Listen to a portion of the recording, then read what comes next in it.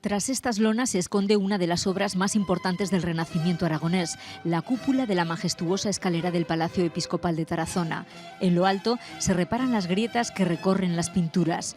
No son las únicas heridas. El paso del tiempo y las humedades habían oscurecido este retrato de Felipe II.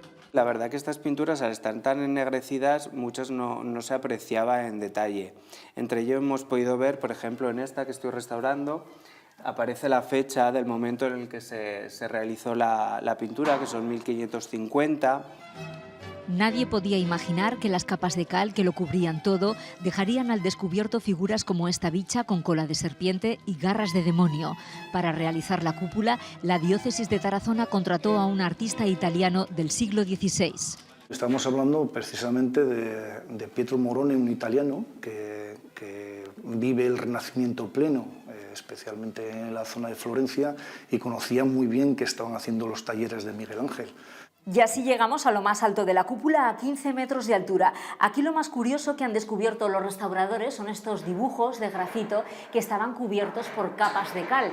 La iconografía está todavía por estudiar, pero se observan leones atacados por personajes fitomorfos, mitad humano, mitad planta.